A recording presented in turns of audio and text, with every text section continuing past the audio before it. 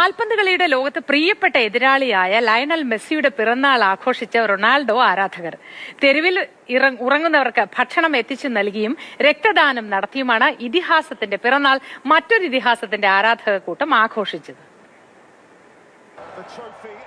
ഇതിഹാസത്തിന് 37 വയസ്സ് തികയുകയാണ്. കാൽപന്തിലും ഫാൻസ് കൂട്ടായ്മയിലും എതിർചേരിയിലാണ്. പക്ഷെ പിറന്നാൾ ആഘോഷിക്കണ്ടേ? റൊണാൾഡോ ഫാൻസ് ആൻഡ് വെൽഫെയർ അസോസിയേഷന്റെ നേതൃത്വത്തിലായിരുന്നു മെസ്സിയുടെ 37ാം പിറന്നാൾ ആഘോഷിച്ചത്. ശത്രുതയുടെയോ വാശിയുടെയോ മത്സരമല്ല, സ്നേഹത്തിന്റെ കായിക ഇനമാണ് ഫുട്ബോൾ.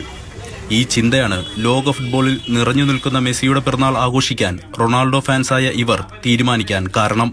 പിറന്നാളിന്റെ ഭാഗമായി പാലക്കാട്, പട്ടാമ്പി, ഒറ്റപ്പാലം ഭാഗങ്ങളിലെ തെരുവിലുറങ്ങുന്ന 30ഓളം പേർക്കാണ് അസോസിയേഷൻ ഭക്ഷണം നൽകിയത്. ഇനിയും RFWA തനിച്ചും മറ്റു ഫുട്ബോൾ സംഘടനകളുമായി സഹകരിച്ചും പല പദ്ധതികളും നടത്തിക്കൊണ്ടുപോകാൻ സാധിക്കുമെന്ന് പ്രതീക്ഷിക്കുന്നു.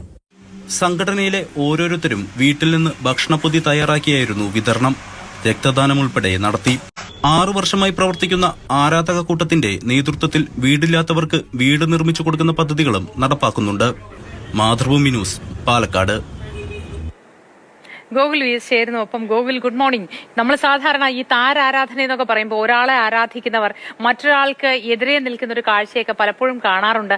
ചില സിനിമകൾ പോലും അതിന് തീമായി വരാറുണ്ട്. പക്ഷെ ഇക്കാര്യത്തിൽ ശരിക്കുള്ള സ്പോർട്സ്മാൻ സ്പിരിറ്റ് ഇതാണ് എന്ന് വേണം പറയാൻ, അല്ലേ? തീർച്ചയായിട്ടും 24-ാം തീയതി മുതൽ, മെസ്സിയുടെ പിറന്നാൾ ദിവസം മുതൽ 30-ാം തീയതി വരെ നീണ്ടു നിൽക്കുന്ന ഒരു പ്രവർത്തനമാണ് ഇവർ നടത്തുന്നത്. 30 പേർക്ക് ദിവസവും ഇങ്ങനെ ഭക്ഷണം സ്വന്തം വീടുകളിൽ നിന്ന് ഭക്ഷണം ഉണ്ടാക്കി കൊണ്ടുവരിക, മാത്രമല്ല രക്തദാനം നൽകുക. അങ്ങനെ ഒരു കളിക്കളത്തിൽ പലപ്പോഴും എതിരായിട്ടൊക്കെ വരാറുണ്ട്. പക്ഷേ അതിനേക്കാളൊക്കെ അപ്പുറം വലിയ മാനവികതയുടെ സന്ദേശമാണ് ഫുട്ബോൾ നൽകുന്നത് എന്നുള്ളത് ഇവർ തിരിച്ചറിയും. സാധാരണ നമ്മൾ ഈ ഫാൻസുകൾ തമ്മിൽ ഏതെങ്കിലുമൊക്കെ തരത്തിൽ വാഗ്വാദങ്ങളും ഇങ്ങനെ വാശിയേറിയ മത്സരങ്ങളൊക്കെ കാണാറ്.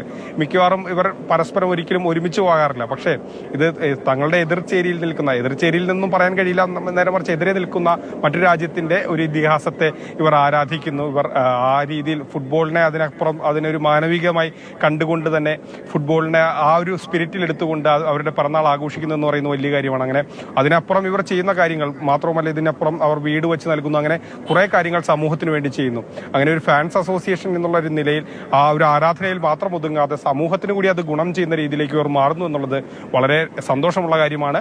ഇവർക്ക് ഇനിയും ഇത്തരത്തിലുള്ള നിരവധി പ്രവർത്തനങ്ങൾ ചെയ്യാൻ കഴിയട്ടെ. തീർച്ചയായിട്ടും ഗോകുലം നല്ലൊരു ദിവസം ആശംസിക്കുന്നു.